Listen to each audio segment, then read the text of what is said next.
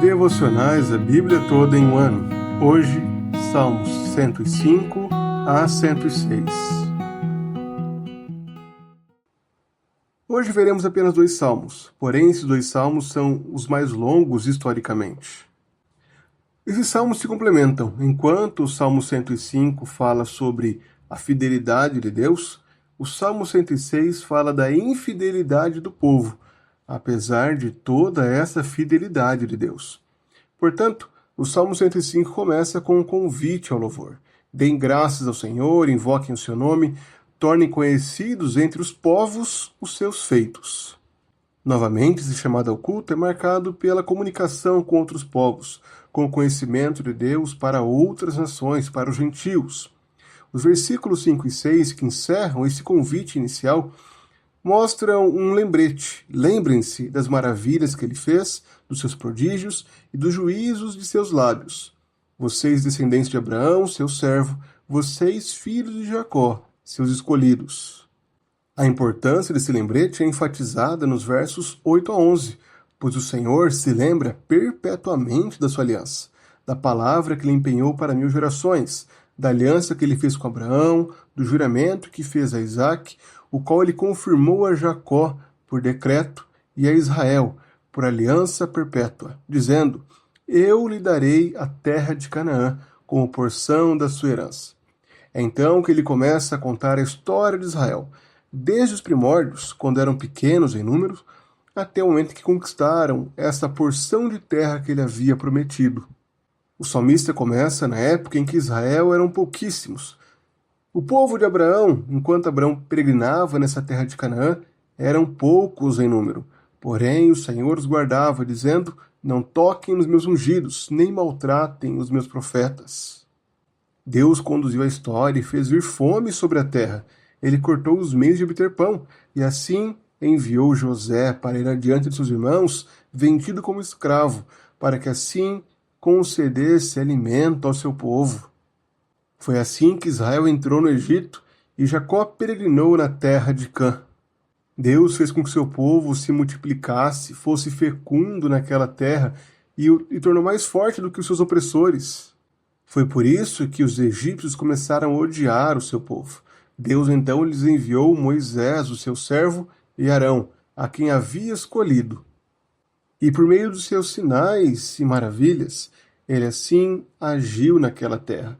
Ele enviou trevas e tudo escureceu, ele transformou águas em sangue, ele fez com que a terra produzisse rãs em abundância. Deus falou e vieram nuvens de moscas e piolhos.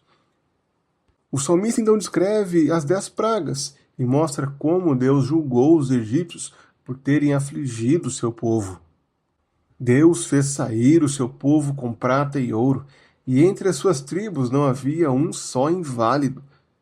E até mesmo no deserto Deus cuidou do seu povo. Ele estendeu uma nuvem que lhes servisse de todo e um fogo para os iluminar de noite. Eles pediram e Deus fez vir codornizes e os saciou com pão do céu. Ele fendeu a rocha e dela brotaram águas que correram como um rio pelo deserto, porque ele se lembrava da sua santa palavra e de Abraão, seu servo.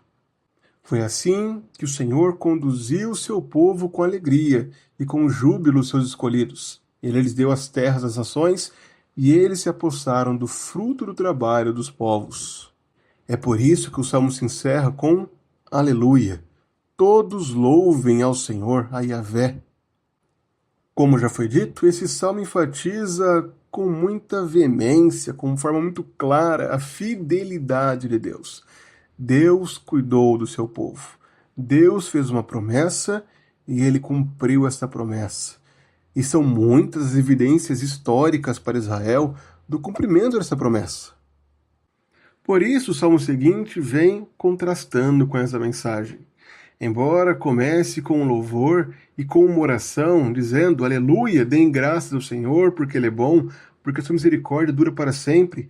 Bem-aventurados que guardam a retidão e os que praticam a justiça em todo o tempo. Uma oração para que o Senhor se lembre dele, segundo sua bondade, com o seu povo, para que o Senhor assim o visite com a salvação.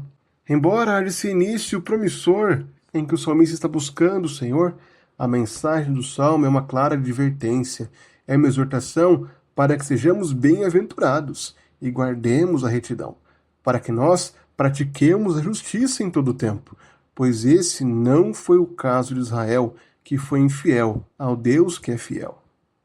Quando não nos comprometemos em sermos fiéis ao Senhor, acontece o que o salmista declara do verso 6 em diante: pecamos como nossos pais, cometemos iniquidade, procedemos mal. Nossos pais no Egito não entenderam suas maravilhas, não se lembraram da multidão das suas misericórdias e foram rebeldes junto ao Mar Vermelho. Mas Deus os salvou por amor do seu nome. E assim ele começa de novo a falar sobre a história do seu povo. Porém, logo em seguida, eles se esqueceram das obras de Deus, como diz o verso 13, e não esperaram pelos desígnios. Entregaram-se à cobiça no deserto e nos lugares áridos puseram Deus à prova. Mas o Senhor concedeu o que pediram, mas enviou-lhes também uma terrível doença. Israel pecou ao ter inveja de Moisés, ao fazer um bezerro de ouro em Horebe, e assim eles trocaram a glória de Deus pela imagem de um novilho que come capim. Esqueceram-se do Deus Salvador, que no Egito havia feito coisas grandiosas. Israel desprezou a terra que o Senhor havia dado ao seu povo, que havia prometido ao seu povo. Israel se contaminou com Baal-peor e comeu sacrifícios de ídolos mortos. Israel provocou o Senhor nas águas de Meribá. Eles não exterminaram os povos daquela terra como o Senhor havia dito que fizessem. E foi por isso que o Senhor acendeu a sua ira contra o seu povo e os abominou. Ele os entregou ao poder das nações, e sobre eles dominaram aqueles que os odiavam. O Senhor muitas vezes os libertou, mas eles o provocaram com seus planos, e na sua iniquidade foram abatidos. É por isso que o Salmo encerra com um pedido, um clamor pela salvação do Senhor. Salva-nos, Senhor, nosso Deus, e congrega-nos dentre as nações, para que demos graças ao teu santo nome e nos gloriemos no teu louvor. Bendito seja o Senhor, Deus de Israel, de eternidade a eternidade, e todo o povo diga: Amém. Estes dois salmos se complementam, e por isso, juntamente apontam para a obra de Cristo. O Salmo 105 aponta para Cristo na progressão que ele apresenta. Ele mostra o Deus da aliança, o Deus que fez o juramento, que prometeu, e a forma com que ele se manteve fiel a esse juramento. Deus cumpriu a sua aliança com Abraão. E o Salmo 106 mostra que esse cumprimento aconteceu não porque o povo era perfeito e porque obedecia perfeitamente às ordens de Deus, mas porque Deus era fiel, porque Deus não abandonava o seu povo. Até mesmo quando o Senhor disciplinou o seu povo enviando aqueles que os odiavam para que os afligissem, ainda assim o Salmo se encerra com um clamor pelo povo, um clamor para que o Senhor estenda a sua graça para aquele povo. Dessa forma, esses dois salmos apontam para Cristo. O envio de Cristo mostra que Deus está comprometido com a sua aliança, que mesmo diante do fracasso de Israel, do fracasso da humanidade, Deus continua comprometido em salvar pecadores. E o Salmo 106 mostra um sacerdote que intercede por um povo falho e fraco. Por mais que pequemos e sejamos falhos, nós temos alguém que intercede por nós, Jesus Cristo, o nosso perfeito sumo sacerdote. É por isso que devemos depositar toda a nossa esperança e confiança nele, porque nós não temos capacidade alguma de nos salvar. Não somos salvos por sermos bonzinhos, mas sim pela graça que procede de Cristo. Declaremos, portanto, a confiança nesse nome. Nos agarremos com fé àquele que é a nossa única chance de salvação, aquele que é o caminho, a verdade e a vida, e a única forma de nos achegarmos ao Pai. Que depositamos nossa confiança nele, descansemos em sua obra.